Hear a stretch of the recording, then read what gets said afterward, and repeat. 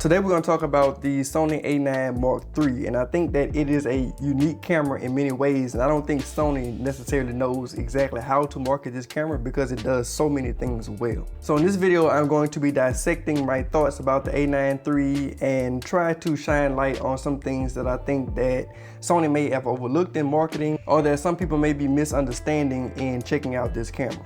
So if you've been following Sony cameras for a while now, you know that the a7S line is for sensitivity, the a7R line is for resolution, and the a9 line is for speed. So the headline feature of the new Sony a9 is the global shutter and being able to shoot at 120 frames a second, which is absolutely ridiculous for anyone who does high-speed photography, sports, just anything with a lot of action. That, 120 frames a second will definitely make sure that you don't miss anything.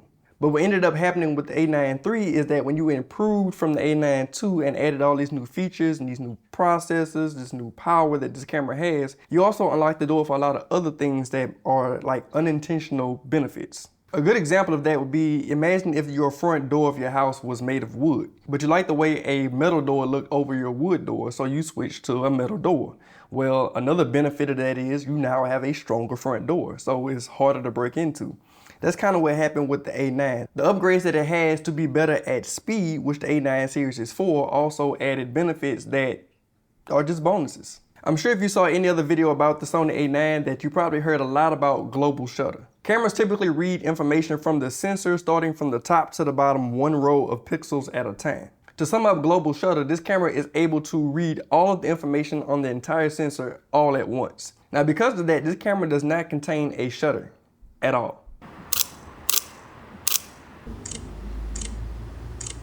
That's one thing that is eliminated when you switch to a global shutter because there's just no need for it. So I think at some point in the future, all cameras will be global shutter and not have shutters. That's going to be a thing of the past, just like mirrors were when we switched from DSLRs to mirrorless cameras. Well, when you're doing photography, that means you can now do a shutter speed up to 1/80,000th of a second, which is absolutely ridiculous because normally a camera like the a7C Mark II can do 1/4000th of a second. The camera that I'm filming on right now, the a7 IV, can do 1/8000th of a second, which is pretty much standard across the board for most full frame cameras. So 1/80,000th of a second is just ridiculous. A mechanical shutter would not be able to go that fast, but because the camera can read all the information at one time, you can have shutter speeds that are that ridiculous. That also means if you're doing flash photography, you're no longer limited to sync speed. The flash has to line up with the actual picture being taken. So there's a certain range that you have to stay in for those things to line up. If your shutter speed is too high, that means your camera is not going to be able to read all of the information from the entire sensor before the flash disappears. So a lot of times what happens is that half the shot gets light and the other half does not because the camera didn't read the information fast enough during the amount of time that the light flashed, which is obviously very quick. But because this camera has global shutter, when the light flashes, it reads the entire sensor at one time. There is no delay. The pictures come out fine at any shutter speed. Like I said before, that also opens the door to be able to shoot up to 120 frames a second. And a lot of people would say, why do I need to shoot that fast to take pictures? Like, why do I need 120 pictures per second?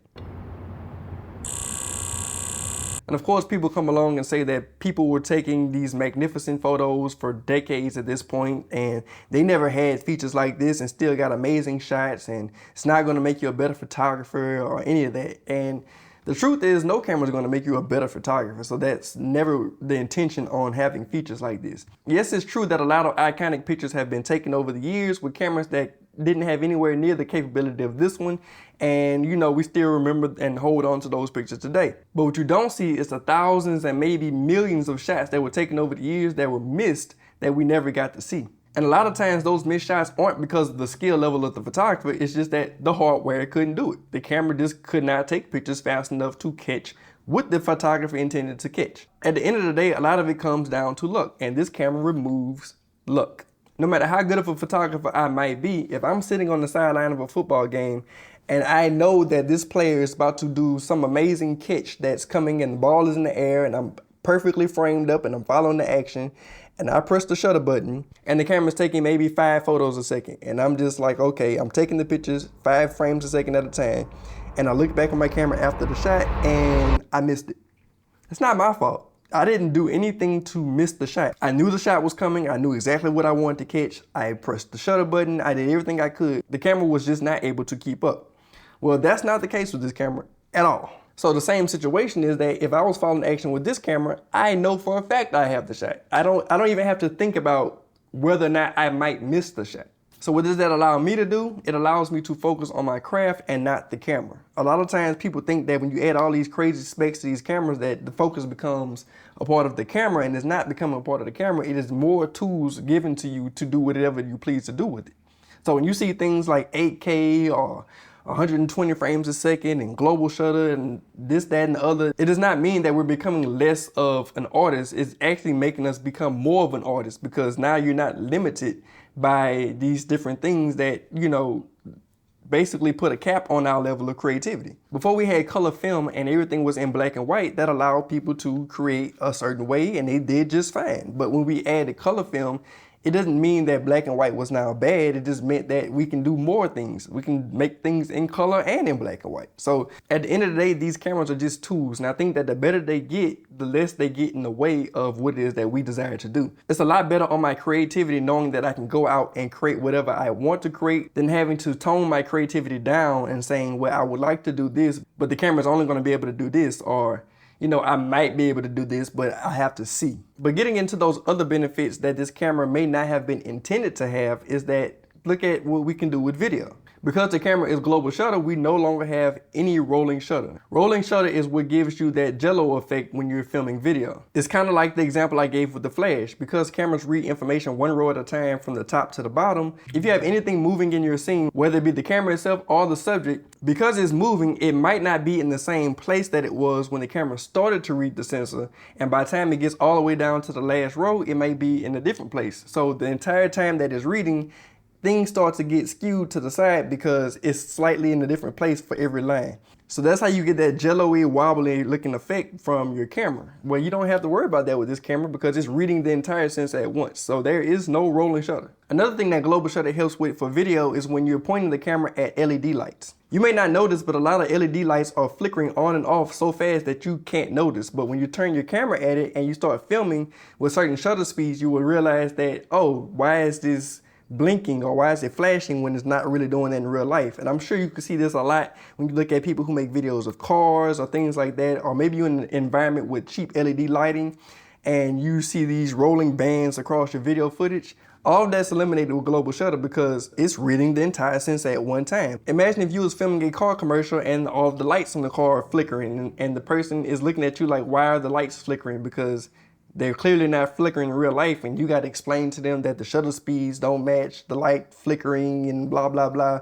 When all that's eliminated, that by itself can make a huge difference for some people who do this type of work. And having that much power to be able to read that much information at one time means that you also get a lot of the benefits that you have with the Sony a7S III or the FX3, where you have 4K uncropped at 120 frames a second, because this is a very powerful camera. So because you added those features for the speed of photography and shutter speed and things like that, that takes a lot of power. A lot of power allows you to do things like 4K 120 uncropped. Now you're entering the territory of a camera like a Sony a1, where it can do photos and videos very well. They didn't skip on anything physically either, because you have the 4-axis flip-out screen from the Sony a7R5. You have a full-size HDMI port, and you have this updated body design, which I think is the nicest body design Sony has made thus far, and it feels very good in the hand. I'm sure that this is going to be the body design for Sony full-frame cameras moving forward. When you look at the price point of this camera, I think a lot of people are going to say, is it worth spending $59.98 for a camera that can just shoot pictures really fast?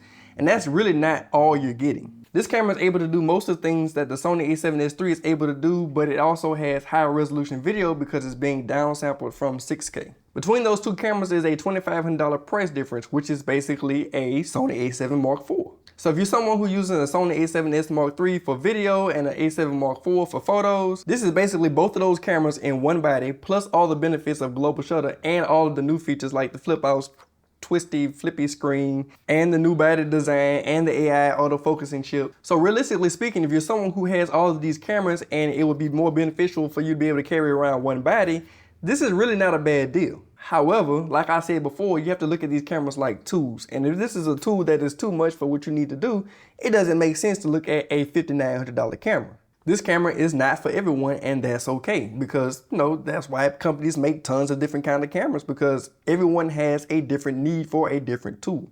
If I got rid of all of my other cameras and got this camera, I would be putting myself at a disadvantage, because the work that I do and how I use my cameras, I need to have multiple bodies. So from a tool perspective, this is not a tool that is designed for someone like me. And just because the camera does not fit your needs does not mean that it is overpriced or it doesn't make sense or any of that. It just means that it's not right for you. For some people, they saw this camera, they understood the features that it had, they understood what it does for their workflow, and they jumped on it. This camera will probably increase their income. It will probably make their job easier. It'll probably make their workload lighter. So we have to stop this culture of looking at cameras like some type of status symbol and start looking at them like tools and understanding how these cameras impact the work that we do and how they may not impact the work that we do to choose what camera that we need to use. So I'm going to do a lot more content about the Sony a9 while I have it. If you have any questions, leave them down below. If I made any sense to you, let me know down below. Be sure to like, subscribe, follow me on Instagram, TikTok, Threads, all that good stuff, and I'll see you guys in the next one.